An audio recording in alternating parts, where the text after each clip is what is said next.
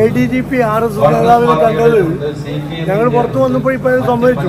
പക്ഷെ മുഖ്യമന്ത്രി പ്രകാശ് ജാവ്ദേക്കറെ കണ്ടിട്ടുണ്ട്, നേരത്തെ സംഭവിച്ചിട്ടുണ്ടല്ലോ. അതിലും വലിയ ഗൗരവമുള്ളതാണ്. ഇതൊക്കെ കൂട്ടി വായിക്കേണ്ടതാണ്. മുഖ്യമന്ത്രി പ്രകാശ് ജാവ്ദേക്കർ VP ജയരാജൻ പ്രകാശ് ജാവ്ദേക്കറെ കണ്ടു എന്ന് പറഞ്ഞ് അയാളെ ആ ഒരു കാരണങ്ങൾ കൊണ്ട് LDFന്റെ കൺവീനർ സ്ഥാനത്ത് നിന്ന് മാറ്റി.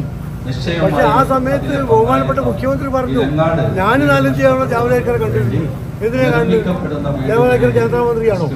ഉത്തരവാദിത്തപ്പെട്ട് ഭരണരംഗത്ത് നിൽക്കുന്ന ആളാണോ? അദ്ദേഹം കേരളത്തിലെ RS BJPയുടെ ചുമതലയുള്ള പ്രഭാരിയാണ്. എന്തിനാ മുഖ്യമന്ത്രി കണ്ടത്?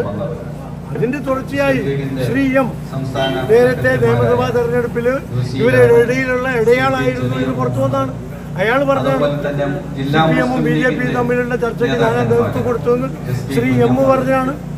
ഇപ്പൊ ADGP അജിത് കുമാർ പറയുന്നു ഇത് UDF നേരത്തെ പറഞ്ഞ BJP LDF ബന്ധത്തിന്റെ ചുരുളുകൾ അഴിയുകയാണ്. ഇപ്പൊ BJPയും LDFും കൂടി എതിർത്താലും UDF ഇവിടെ ശക്തമാണ് എന്നതാണ് കേന്ദ്രീയ സമൂഹം ഇപ്പോൾ പ്രത്യക്ഷമായി നമ്മളെ ബോധ്യപ്പെടും. എന്തിനാണ് അദ്ദേഹം കണ്ടത്? ഒഫീഷ്യലാണോ? എന്തിനാണ് അതിനെ കണ്ടത് എന്നത് വ്യക്തമാക്കേണ്ട ഒരു ചുമതല ADGPക്കുണ്ട്, ആഭ്യന്തര വകുപ്പിനുണ്ട്.